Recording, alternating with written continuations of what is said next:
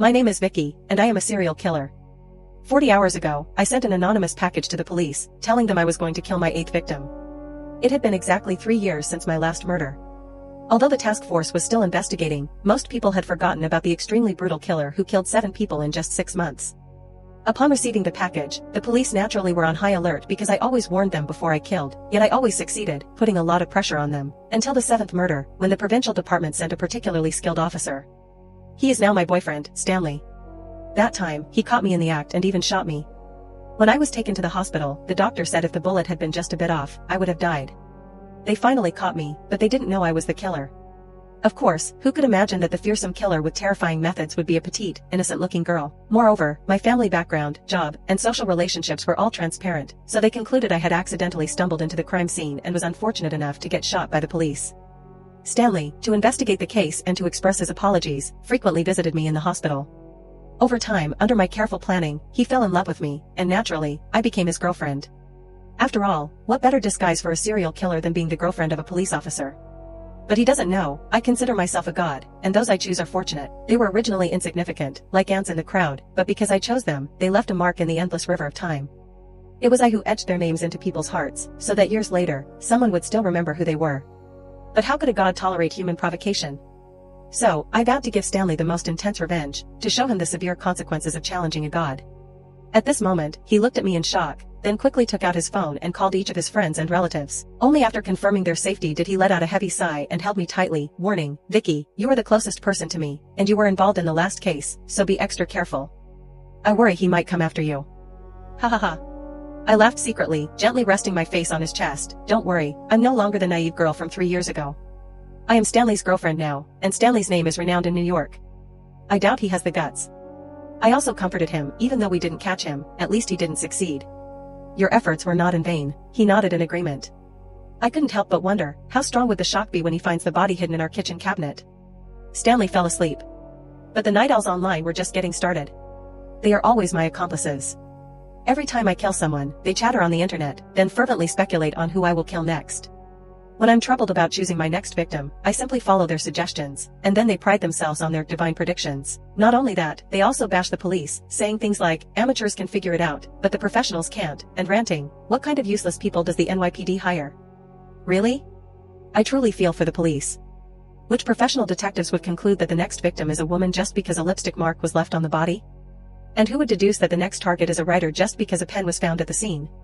And who in their right mind would connect these two to predict that my next victim is an online romance novelist? There's no logic in this, but it doesn't matter who I kill. I'll just follow your advice.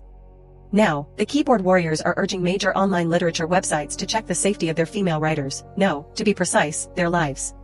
Someone is hosting a live broadcast, demanding that every successful female writer show their face to prove they are still alive. They even forbade makeup and beauty filters. This? Female writers who are unattractive might prefer death, right? Moreover, a group of fans are loudly calling for their favorite writers to appear. A somewhat popular romance writer wore a mask due to allergies, but no one believed her, insisting she was the killer in disguise, forcing her to take off her mask under the guise of concern for her safety. As a result, her swollen lips from the allergy caused everyone in the live room to burst out laughing, with little rockets, gifts, shooting up rapidly. Seeing them so happy, I couldn't resist reminding them, does he really have to kill a famous online writer? None of the previous 7 victims were famous. Instantly, the live room fell silent. The screen froze as if it were stuck. Later, the host, unable to continue, had to change the topic. No victims is the best scenario. I believe the police will give us an answer. Maybe the killer is just bluffing. If he's so powerful, why hasn't he acted for 3 years? The dumb online users were immediately misled, but at this moment, an account posted a crying emoji. My wife is an online writer, but despite writing many works, she never became famous. She left home at 5 p.m. today and hasn't been reachable since. What should I do? He followed with a link. This is her works page. Everyone rushed to click the link, causing the page to crash. Soon, this author's pen name, Red Candle, became famous all over the internet. However, soon there were skeptical voices. This guy must be seeking traffic. Exactly, if she really couldn't be reached, wouldn't he have reported it already? He responded, I did report it, but the police said they can't file a missing person report within 24 hours for adults. Most importantly, we had an argument before, so they think it's a domestic dispute. Seeing the soaring traffic, the host suggested, we can report it immediately. Let's connect with the NYPD now. A female officer answered the call. Faced with the host's tricky questions, she could only say, no comment.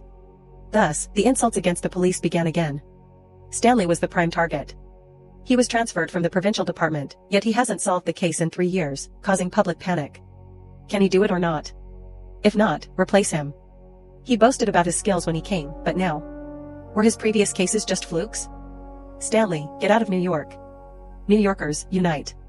Let's get someone more competent to investigate. It was quite lively. I was enjoying the show when suddenly I felt someone behind me.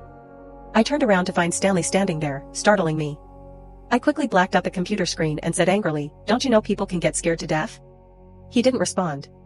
As a police officer, his vigilance is top-notch. He tapped the keyboard, turning the screen back on, revealing a line I had typed in the input box. "I know this author." Fortunately, the screen was filled with Stanley, "Get out of New York" comments. I quickly pushed Stanley back a step, then shifted my body to completely block the screen. I comforted him gently and tenderly, though insincerely, "Don't pay attention to these things online." As a young and accomplished special police officer, Stanley's mental resilience had undergone special training, but online abuse can penetrate deeper than knives and bullets. I could clearly sense his inner loneliness. They know nothing, just looking for sensationalism to gain traffic. Hearing my words, he relaxed a bit, his gaze lowered to my hand. Suddenly, his expression hardened, and he grabbed my hand, staring at the scratch on my finger. What happened here? What could have happened? Naturally, I got injured while killing someone.